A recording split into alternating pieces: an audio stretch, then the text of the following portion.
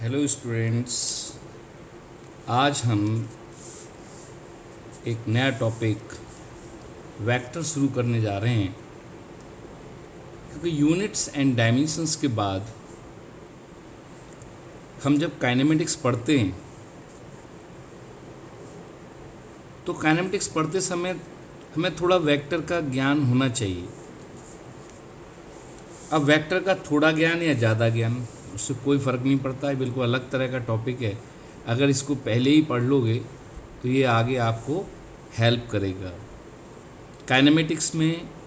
और जहाँ जहाँ फील्ड वाली प्रॉब्लम्स आएंगी, जैसे इलेक्ट्रोस्टैटिक फील्ड है, मैग्नेटिक फील्ड है, फोर्सेस हैं, मोमेंटम है, एंगुलर मोमेंटम है, इस तरह की जितनी प्रॉब्लम्स होंगी वो बिना वेक्टर की जानकारी के आप इनको सॉल्व नहीं कर पाएंगे।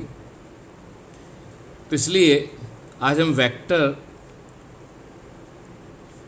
एनालिसिस पढ़ते हैं।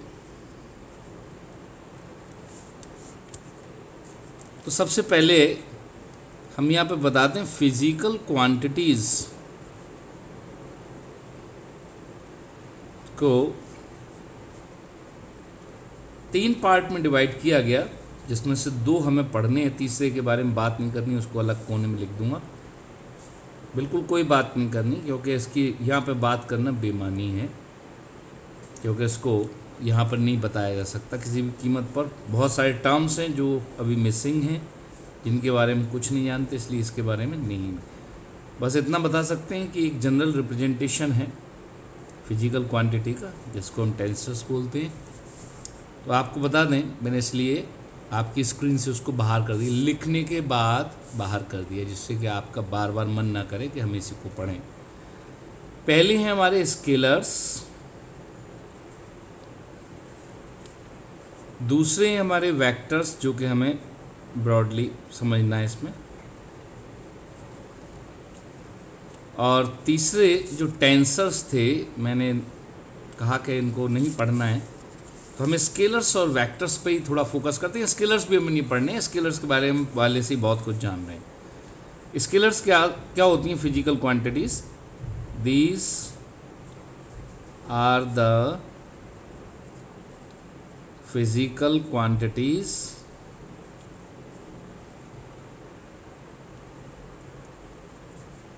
which do not require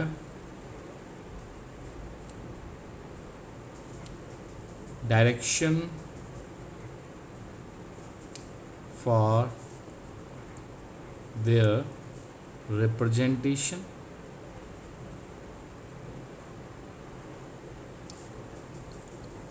or magnitude express them completely।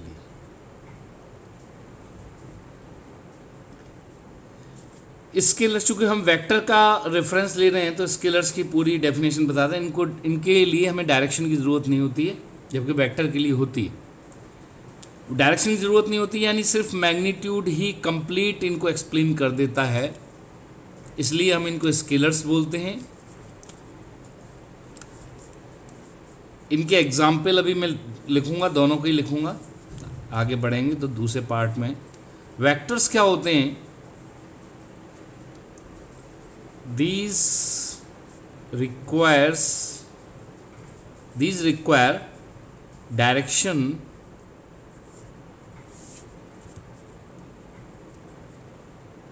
as well as magnitude। यानी इनको बिना डायरेक्शन के हम कंप्लीटली एक्सप्लेन नहीं कर सकते। That is, vectors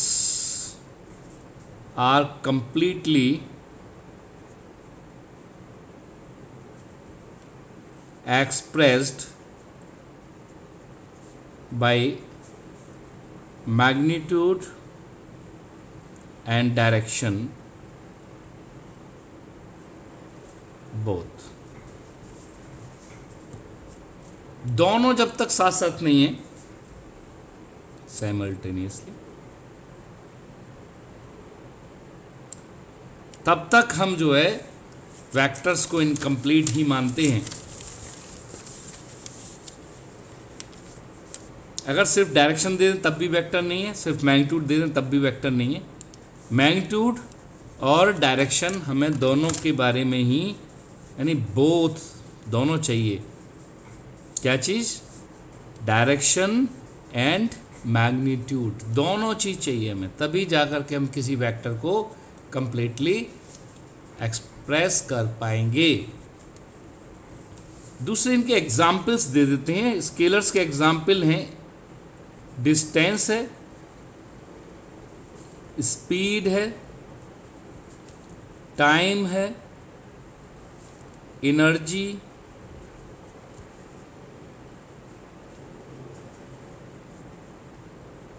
power, etcetera. और इसके जो एग्जाम्पल्स हैं वेक्टर के, ये हैं डिस्प्लेसमेंट है,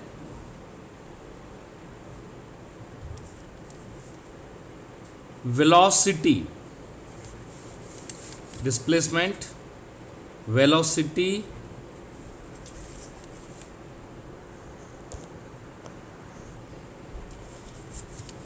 displacement, velocity, acceleration, momentum, force, torque, angular momentum,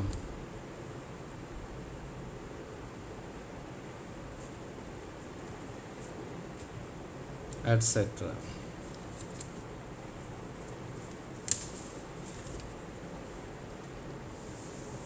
तो ये स्केलर्स और वेक्टर्स को मैंने एक साथ दिखाया, आप पूरा का पूरा एक साथ देख सकते हो इस तरह से स्केलर्स और वेक्टर्स को। आप इसको स्क्रीनशॉट लेकर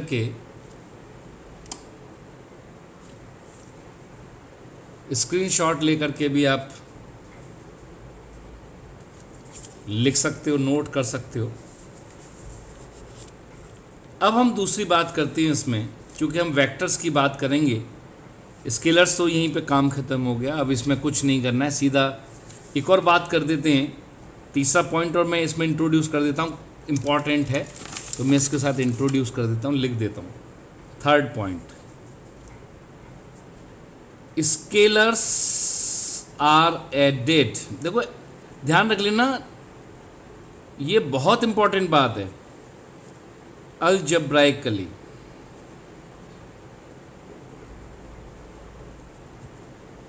स्केलर्स हमेशा एल्जेब्राइक मेथड से ऐड होंगे, यानी जैसे वर्क है, +10 जूल वर्क हुआ, किसी ने कर दिया -5 joule work is equal to +5 joule work, ये एल्जेब्राइक एडिशन होता है। विद साइन जब ऐड करते हैं तो एल्जेब्राइक होता है। और जो वेक्टर्स हैं, और ध्यान रख लेना, कोई फिजिकल क्वांटिटी स्केलर है या वेक्टर है, ये उसका लॉ ऑफ एडिशन ही डिसाइड करता है। जब हम पहली बार किसी फिजिकल क्वांटिटी को, जब नई फिजिकल क्वांटिटी हम पता करते हैं, तो हम उसका सबसे पहला ऑपरेशन देखते हैं कि ये ऐड कैसे हो रही है, ये सब्ट्रैक्ट कैसे हो रही है। अगर ये सिंपल एल्जेब्राइकली ऐड हो रही है, it means it is a scalars. और अगर वो ज्योमेट्रिकली ऐड हो रही है, vectors are added geometrically, vectors को हम ज्योमेट्रिकली ऐड करते हैं। अभी मैं बताऊंगा, अभी यहां पर यहीं पर जानने की कोशिश ना करो कि ज्योमेट्रिकली ऐड कैसे करते हैं, अभी अब आगे यही आना है और इसी के ऊपर पूरा का पूरा मास्टरी करनी है। इस वेक्टर के ज्योमेट्रिकल एडिशन पर ही हमें मास्टरी करनी है, हमें इसमें मास्टरपीस बनना है, ध्यान रख लेना।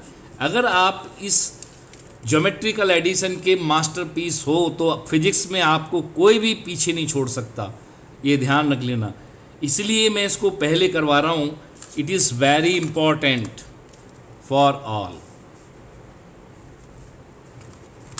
ठीक है, चाहे वो 11th का बच्चा हो, चाहे वो नीट का स्टूडेंट हो, चाहे वो जेई मेंस या एडवांस, बिना वेक्टर को एडिशन और सब्ट्रैक्शन सीखे वो फिजिक्स में अपने आप को कंप्लीट नहीं कह सकता, इतना इम्पॉर्टेंट है। अब यहाँ पर हम स्केलर्स को ड्रॉप करते हैं क्योंकि ये चैप्टर हम वेक्टर्स का है। तो अब हम आते हैं कि ये वेक्टर्स कैसे रिप्रेजेंट किए जाएंगे, ये वेक्टर्स कैसे रिप्रेजेंट किए जाएंगे ये हमें देखना है। तो अब हम हेडिंग डालते हैं रिप्रेजेंटेशन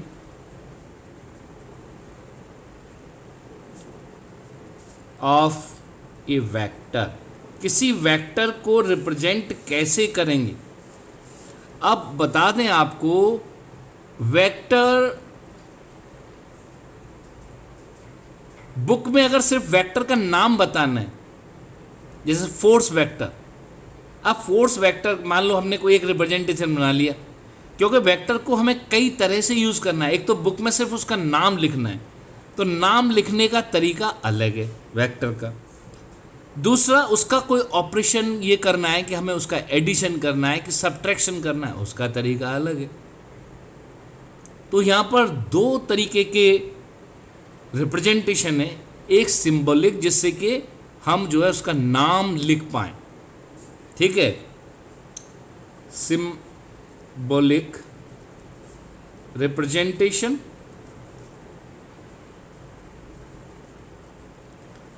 सिंबॉलिक रिप्रेजेंटेशन क्या होता है, जैसे किताब में हमें लिखना है भाई कि सपोज ए फोर्स एक वेक्टर है, तो फोर्स का एक सिंबल होना चाहिए जिससे कि दूसरे को लगे हाँ वेक्टर की बात कर रहे हैं। Suppose a force is acting on such particle, तो हम जब यहाँ पर फोर्स एक वेक्टर है उसको रिप्रेजेंट करेंगे तो उसके लिए ऐसा कोई सिंबल हो, दूर से ही पता पड़ जाए कि भाई यहाँ वेक्टर वाली बात चल रही है। तो उन्होंने क्या कहा, सिंबॉलिक रिप्रेजेंटेशन में अगर किसी भी लैंग्वेज का कोई लेटर है, जैसे ए है, बी है, एक्स है, वाई है, और उसके ऊपर लेफ्ट से राइट की तरफ, ध्यान रख लेना एरो की डायरेक्शन हमेशा, सिंबल जब बनाएंगे तो एरो लेफ्ट टू राइट ही होगा और कोई इसकी डायरेक्शन नहीं करता। अल्फा है ग्रीक लेटर, किसी भी लैंग्वेज का लेटर, बीटा है, का है, खा, आ, हिंदी वाले मीडियम के बच्चे वो इस तरह से पढ़ते हैं। इसलिए आपको देखना किसी भी लैंग्वेज का, किसी भी स्क्रिप्ट का जो लेटर है उसके ऊपर एक एरो बना देंगे तो it is the symbol for the vector. ये जो चीज है ये बता रहा है कि इसका मैग्नीट्यूड है, और ये लग गया इसका मतलब मैग्नीट्यूड के साथ ये डायरेक्शन रखता क्या है वो नहीं बता रहा, ये डायरेक्शन को रिप्रेजेंट नहीं कर रहा, पर ये कह रहा है हाँ इसके पास डायरेक्शन है, इट हैज डायरेक्शन। ऊपर जो एरो है वो कोई डायरेक्शन को वैसे एक्सप्लेन नहीं कर रहा है, लेकिन कह रहा है कि ये जो फिजिकल, ये हमने जो लिखा है, जो लिखने की कोशिश कर रहे हैं, ये वो फिजिकल क्वांटिटी है जिस पर डायरेक्शन है, इसलिए इसको अलग समझा जाए।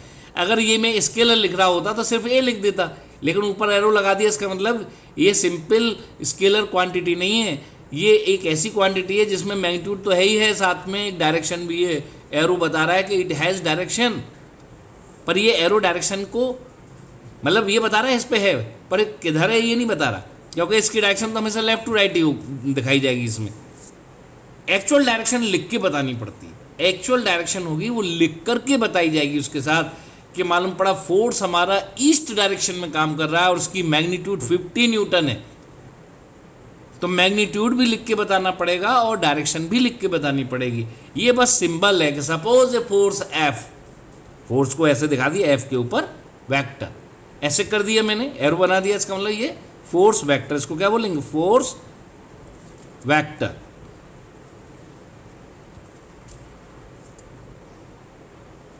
तो ये सिंबॉलिक रिप्रेजेंटेशन है। एक और है, एक तो ये सिंबॉलिक, यही जनरली हम लोग यूज करते हैं क्योंकि हम, लेकिन बुक्स में, इन बुक्स फॉरेन राइटर्स की बहुत सारी बुक्स आपको मिलेंगी, उनमें बोल्ड लेटर से वेक्टर को दिखाया जाएगा, बोल्ड लेटर। मेरे पास यहाँ की बुक कोई इस तरह की नहीं दिख रही है, दिख जाएगी तो मैं किसी इसके दूसरे लेक्चर में आपको किसी किताब को ढूंढ के फॉरेन राइटर की, उसमें दिखाऊंगा कि लेटर बोल्ड लेटर से कैसे लिखा गया है।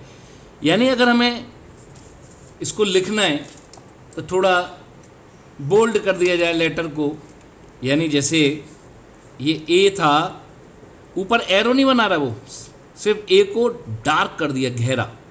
आपको मालूम है आप जब लिखते हो अपने मोबाइल पे भी तो आप बोल्ड डार्क भी लिखते हो, जिससे हेडिंग वगैरह डालते हो।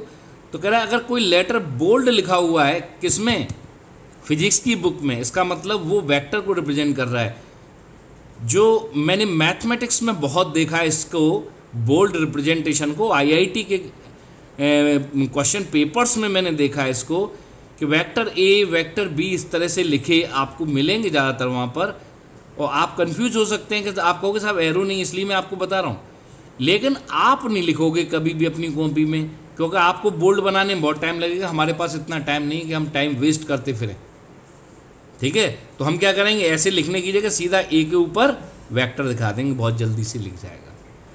तो हम लोगों को जब पेन जब यूज़ करोगे तो एरो वाला ही यूज़ करोगे, और उसके पास चूँकि ऑप्शन होता है प्रिंट करने वाले के पास, तो वो अपना जगह बचाने के लिए ऊपर एरो बनाने में उसको दिक्कत होगी। आपके पेन से तुरंत बन जाएगा, लेकिन उसको बनाने में बहुत दिक्कत होगी, इसलिए वो बोल्ड लेटर यूज़ करेगा।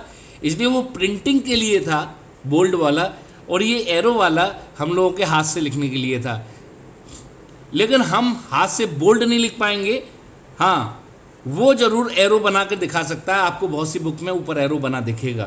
तो ये बात समझ में आनी चाहिए कि सिंबॉलिक रिप्रेजेंटेशन होता है वेक्टर का एक, और दूसरा वो रिप्रेजेंटेशन जो हमें न्यूमेरिकल में यूज़ करना है, उस रिप्रेजेंटेशन का नाम है ज्योमेट्रिकल रिप्रेजेंटेशन।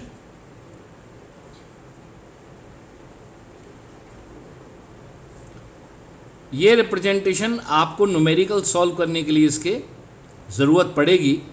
ज्योमेट्रिकल जो रिप्रेजेंटेशन है वेक्टर का, उसमें वेक्टर को एक स्ट्रेट लाइन के से रिप्रेजेंट करते हैं, और स्ट्रेट लाइन की एक तरफ एरो हेड होता है, यानी इसको हम क्या बोलेंगे, एरो। तो it is represented by an arrow. Arrow से रिप्रेजेंट करते हैं, और इस एरो, ये एरो भी हमें कुछ एक्सप्लेन कर रहा होता है। यहाँ पे बातें समझनी है, यहाँ पर बातों को समझना है। ये एरो भी कुछ रिप्रेजेंट कर रहा होता है। क्या? Length of arrow shows magnitude. सुनने में जितना इजी लग रहा है, ये करने में उतना कठिन है। अगर प्रैक्टिकली किया जाए तो मैं सिखाऊंगा, ये चीज़ें सीखनी है, कहने का मतलब है। और दूसरी चीज़, एरो हेड, जो इसका हेड है, एरो हेड शोज डायरेक्शन।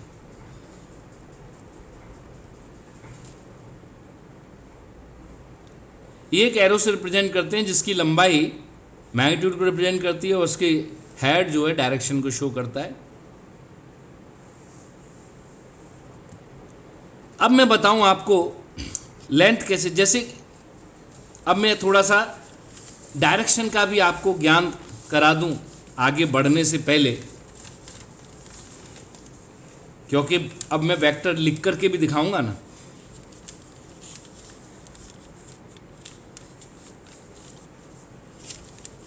धीरे धीरे चीज़ों को सीखना है, कोई जल्दबाजी नहीं है। अब देखिए,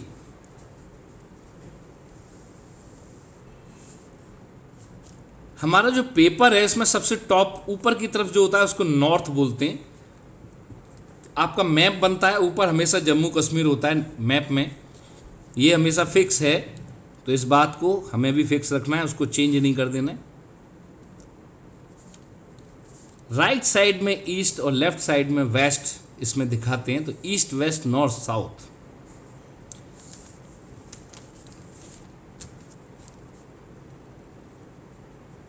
ये जो मिडिल बिल्कुल बीच में जो लाइन जा रही है, बच्चे सबसे ज़्यादा गलती यहीं पे मैंने करते देखे हैं। आप लोग ये गलती ना करो तो मैं बता दूं, सिर्फ जो ईस्ट और नॉर्थ दोनों से 45 यानी कि जस्ट मिडिल वाली लाइन है, इसका नाम ही नॉर्थ ईस्ट है। ऐसा नहीं है ये नॉर्थ ईस्ट नहीं है, it is not the north east. North east बोल दिया, it means 45 degree from each, north as well as east, यानी in the middle of north and east, not in the between, in the middle. ये सब between हो सकते हैं पर ये सब नॉर्थ ईस्ट नहीं हो सकते। नॉर्थ ईस्ट सिर्फ यही होगा, बाकी कोई नॉर्थ ईस्ट नहीं है। तो मैं बता दूं नॉर्थ ईस्ट सिर्फ यही होगा जो 45 एंगल पर है। ऐसे ही साउथ ईस्ट भी वही होगा जो ये 45 डिग्री का एंगल जो ये बना रहा है।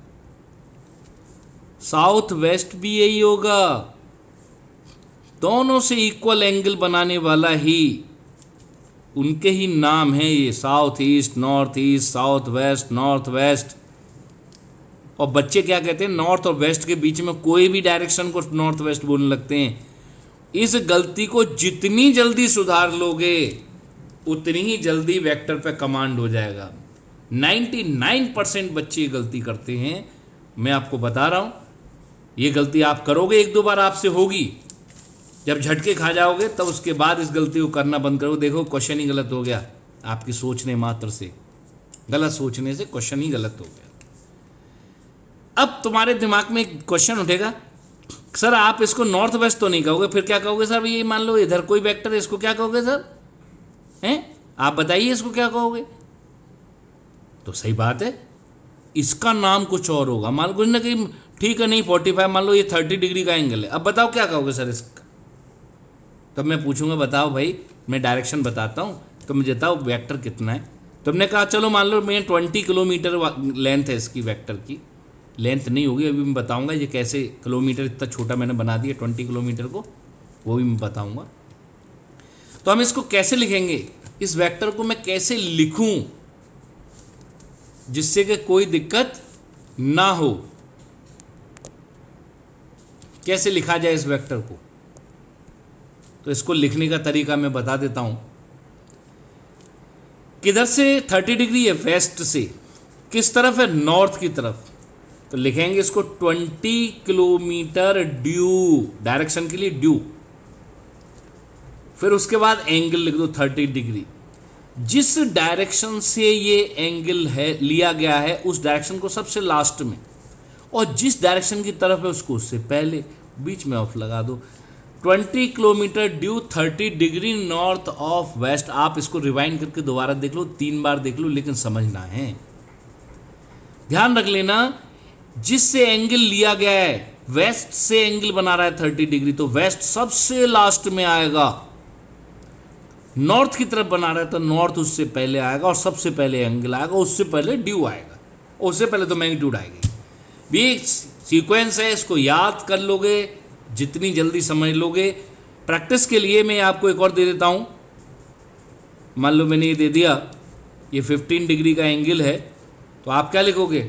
और कह दिया ये मान लो पड़ा 10 न्यूटन फोर्स है, तो आप क्या लिखोगे? 10 न्यूटन ड्यू 15 डिग्री, किधर से है? साउथ से, साउथ लास्ट में आएगा। किस तरफ है? वेस्ट की तरफ, वेस्ट ऑफ साउथ। लो साहब, ये लिखना आना चाहिए।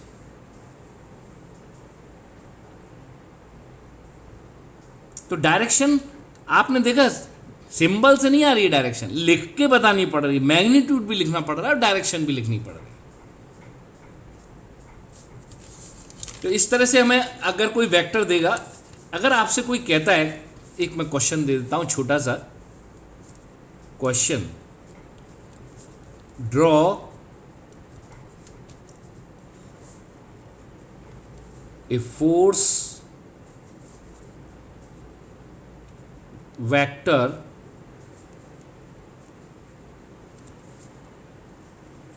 of magnitude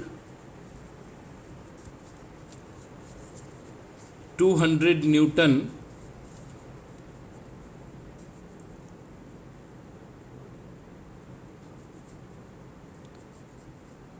in direction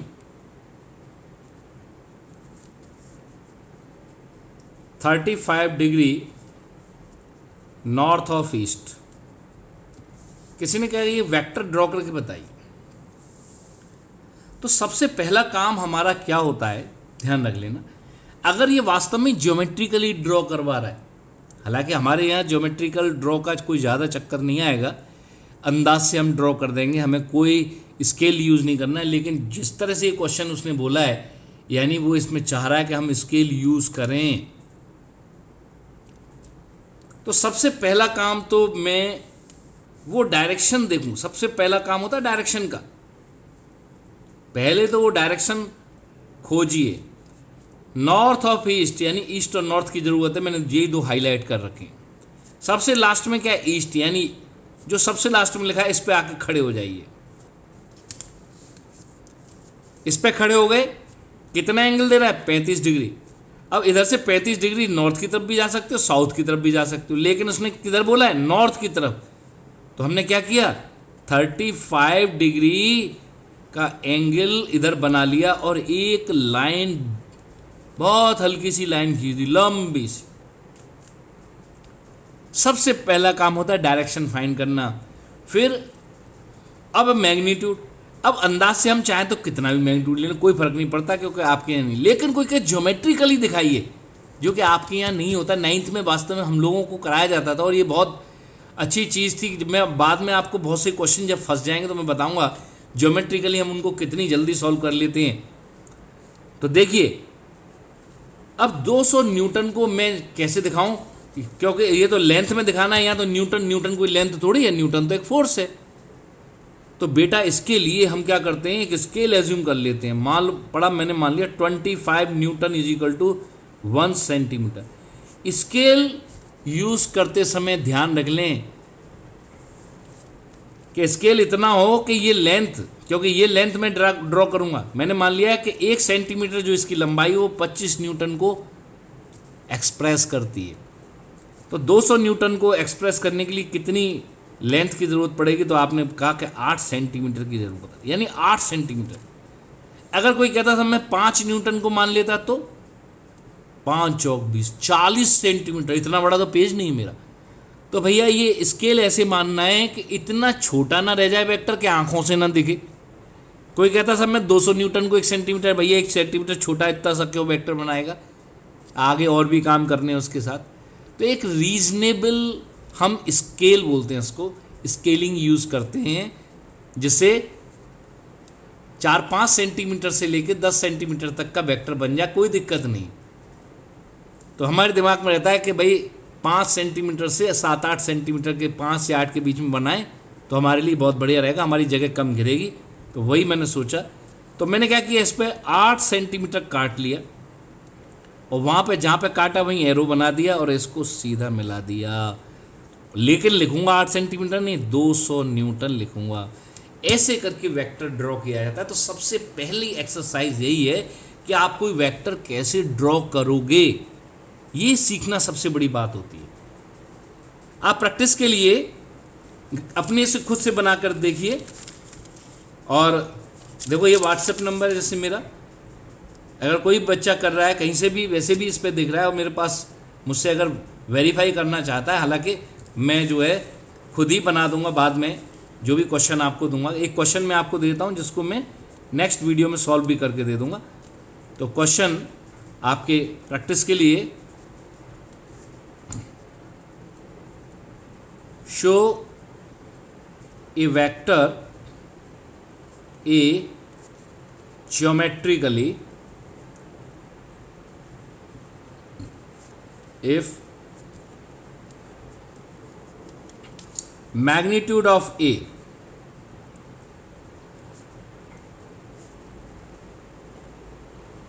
आपको एक और बात बता दें, मैग्नीट्यूड ऑफ ए, वेक्टर का मैग्नीट्यूड को कैसे लिखा जाता है, ये मैं यहाँ पर थोड़ा सा मिस हुआ है तो उसको लिख दें। जब हम सिंबल की बात कर रहे थे, अगर किसी वेक्टर के दोनों तरफ पैरेलल लाइन या इस पे से एरो हटा देंगे, तो ये जो है यहां पर लिख देता हूं, कोई भी वेक्टर है उसकी दोनों तरफ पैरेलल लाइन या उसका सिर्फ एरो हटा के लिख दें, इसका मतलब होता है मैग्नीट्यूड ऑफ वेक्टर। ये सिंबल है। सिंबल में इसको बताया है, इसीलिए मैंने।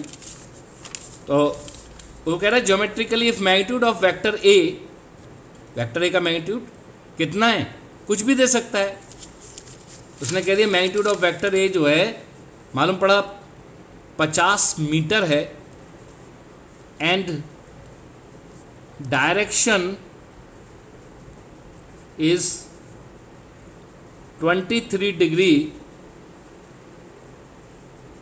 South of east, south of west, ये कह दिया। तो ये अपने आप से ड्रॉ करके बताइए, मैग्नीट्यूड है और डायरेक्शन है। ये आपके लिए होमवर्क है, तो आप इसको करके देखें एक बार, जैसे मैंने इसको किया ऐसे आप इसको ड्रॉ करके दिखाएं, आपको अच्छा लगेगा। खुद से एक बार बनाओगे तो वेक्टर का बेसिक है, इसको सीखना बहुत ज़रूरी है। जब हम कोई भी वेक्टर ड्रॉ करने लायक हो जाते हैं, क्योंकि ध्यान रख लेना वेक्टर का ड्रॉ करना बहुत ज़रूरी होता है सीखना। जब वेक्टर ड्रॉ करना सीख गए, कोई भी किसी भी लैंग्वेज को हम एक ज्योमेट्री में कन्वर्ट क्योंकि तो वो लैंग्वेज है, शो वेक्टर ये इतना इसका मैग्नीट्यूड, ये क्या एक लैंग्वेज है जिसको हम एक ज्योमेट्री में कन्वर्ट कर रहे हैं। तो हम लैंग्वेज का जब ज्योमेट्री में कन्वर्जन सीख जाते हैं तब हम टाइप्स ऑफ वेक्टर पढ़ते हैं। सबसे पहले टाइप्स ऑफ वेक्टर, उसके बाद हम टाइप्स ऑफ वेक्टर पे आ जाते हैं। वेक्टर्स के कुछ नाम हैं, जैसे पहला है टाइप पैरेलल वेक्टर। नाम से बहुत कुछ क्लियर होगा।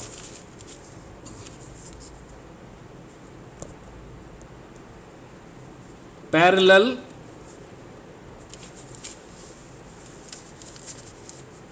वेक्टर्स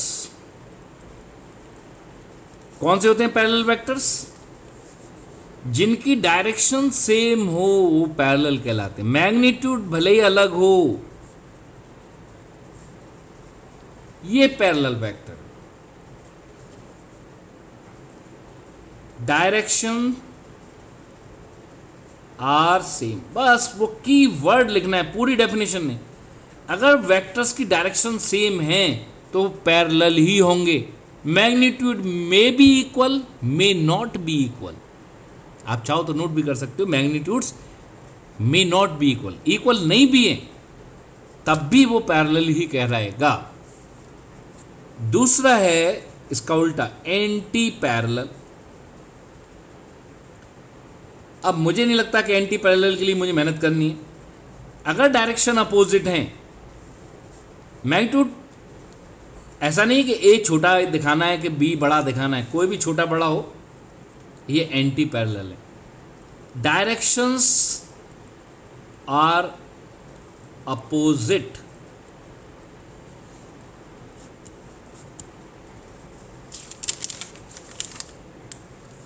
तो हमने देखा कि पैरेलल वेक्टर्स और एंटी पैरेलल वेक्टर्स। और बात करते हैं इसके बाद।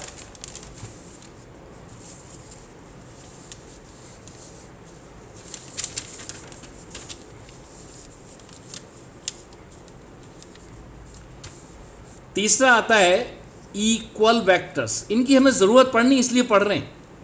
आगे हम चूंकि जो भी बेस बना रहे हैं वो एडिशन और सब्ट्रैक्शन, ध्यान रख लेना। वेक्टर में जो सबसे टफ पार्ट है दैट इज एडिशन और सब्ट्रैक्शन ऑफ वेक्टर्स। जिसने वो सीख लिया उसने फिजिक्स पर कमांड कर लिया, ये मान के चलना चाहिए। जिसको एडिशन सब्ट्रैक्शन में दिक्कत जब तक रहेगी तब तक फिजिक्स उसकी कमज़ोर या वीक रहेगी, ये मान के चलना बेटा। तो इसलिए बड़े ध्यान से समझ लीजिए। इक्वल कह दिया वेक्टर को। इक्वल का मतलब वेक्टर में सब चीज़ इक्वल होनी चाहिए। क्या क्या चीज़ होती है वेक्टर में? डायरेक्शन होती है और मैग्नीट्यूड। तो हम क्या बोलेंगे? सेम मैग्नीट्यूड सेम डायरेक्शन, ये बोलना पड़ेगा मुझे। Same magnitude same direction. Parallel vector के लिए हालांकि जनरली लिखा ही जाता है, लेकिन कुछ लोग कहते हैं साहब एक पैरेलल का साइन होता है तो हम ए पैरेलल टू बी ऐसा एक साइन दिखा सकते हैं। एंटी पैरेलल में बहुत से लोग कहते हैं कि साहब इसको भी ऐसे ही लिख दें, एंटी पैरेलल बी, लेकिन ज़रूरी नहीं लैंग्वेज में लिख के आता है ऐसे। मैंने बहुत ही कम जगह, रेयरली देखा है, बहुत कम। आपके पेपर में या आपके यहाँ जो एग्ज़ाम है उनमें कभी इस तरह से नहीं बन के आता, लिख के आता है। सेम मैग्नीट्यूड और सेम डायरेक्शन, यानी लेंथ भी सेम है और डायरेक्शन भी सेम है, तब हम उनको इक्वल कहेंगे। और इक्वल के लिए तो आप पहले से ही जान रहे हो भाई, A is equal to B ऐसे रिप्रेजेंट किया जाएगा। चौथा जो वेक्टर है ये बहुत इंपॉर्टेंट है। ये जो वेक्टर है ये सब्ट्रैक्शन में बहुत यूज होना है। इसका नाम है negative vector. Negative vector, negative vector का मतलब है, नेगेटिव का यहां सीधा संबंध, देखो मैग्नीट्यूड में कोई साइन होता ही नहीं, तो नेगेटिव अगर हम किसी चीज को करना चाह रहे हैं तो सिर्फ डायरेक्शन के बारे में बात कर रहे हैं हम, यानी same magnitude but opposite directions.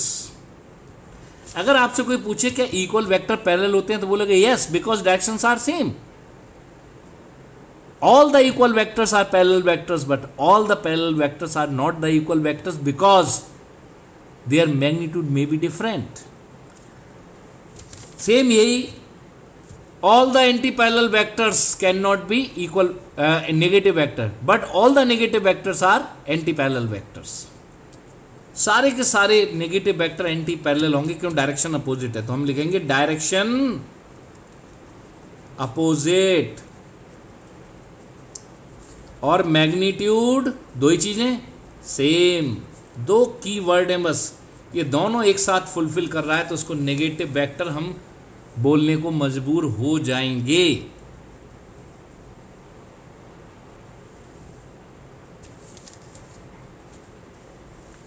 ये ए वेक्टर है और ये बी वेक्टर है, तो बता दें नेगेटिव वेक्टर को कैसे लिखेंगे। A is equal to minus B, इसलिए नेगेटिव है, या b is equal to minus A. Minus बता रहा है इसकी डायरेक्शन हम रिवर्स करते ही उसके बराबर, इस b को रिवर्स कर दूं तो a के बराबर होगा, और a को रिवर्स कर दूं तो b के बराबर, यही बता रहा है। माइनस b का मतलब b का रिवर्स, तो b का रिवर्स करते ही a वेक्टर के बराबर वेक्टर आ जाएगा, इक्वल हो जाएगा, और a का रिवर्स करते ही b के बराबर हो जाएगा। ये बताने की कोशिश कर रहा है ये।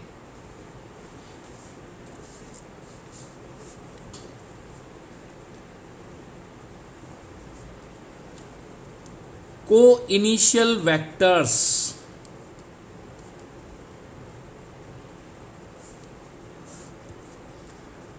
अगर वेक्टर्स एक ही पॉइंट से ड्रॉ किए जा रहे हैं, स्टार्टिंग फ्रॉम सेम पॉइंट, अगर वेक्टर ए और वेक्टर बी एक ही पॉइंट पर हमने ड्रॉ कर दिए हैं तो हम इनको क्या बोलते हैं? को initial vectors, starting from same point. एक ही पॉइंट से अगर स्टार्ट हो रहे हैं तो इनको हम बोलेंगे को इनिशियल वेक्टर्स। ऐसे ही को टर्मिनेशन, अगर दो वेक्टर की एरो एक दूसरे से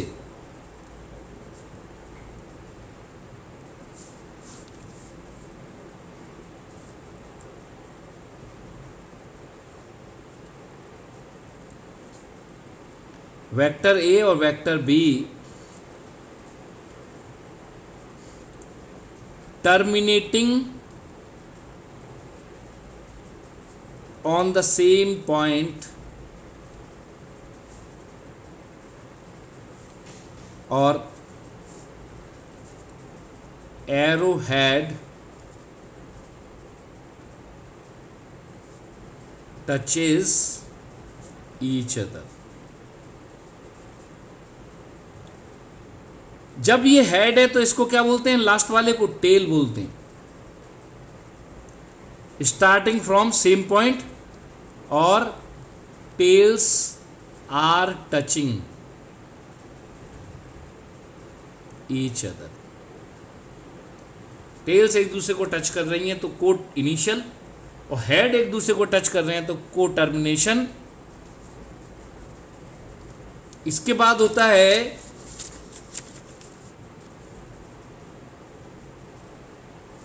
इसके बाद हमारे पास है और भी वेक्टर्स हैं,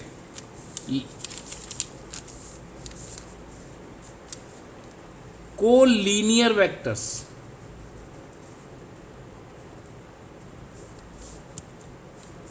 अगर ये स्ट्रेट लाइन है, स्ट्रेट लाइन, और वेक्टर इसी में पड़े हुए हैं, जैसे जाम लग जाता है तो कुछ गाड़ियां सामने से कुछ इस तरफ, इनको कोलिनियर वेक्टर्स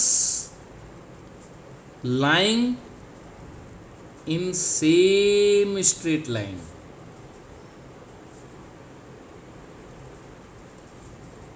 एक स्ट्रेट लाइन में तो इनको कोलिनियर वेक्टर कहेंगे। ध्यान रख लेना, अगर कोई वेक्टर से बाहर ऐसे हो गया या वो ऐसे हो गया तो ये नॉन कोलिनियर है।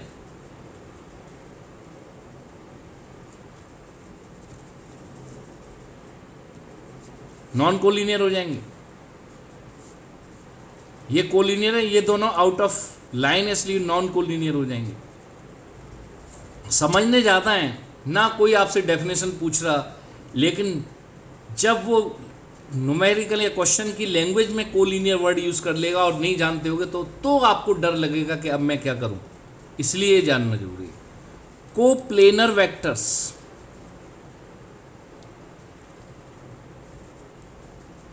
कोप्लेनर वेक्टर्स क्या होते हैं? लाइंग इन सेम प्लेन,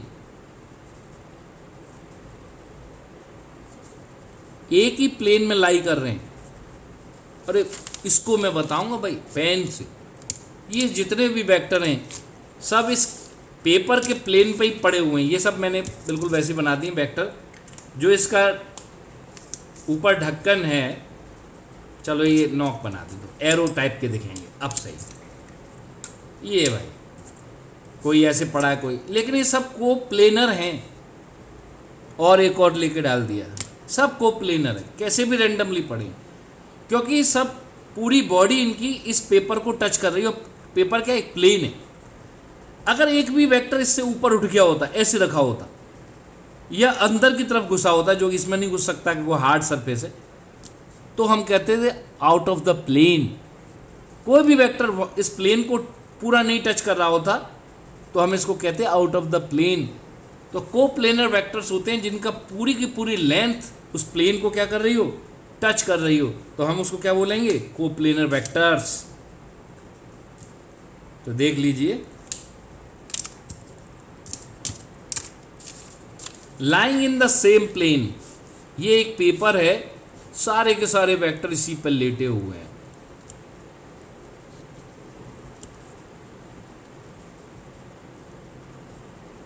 ये सब कोप्लेनर्स।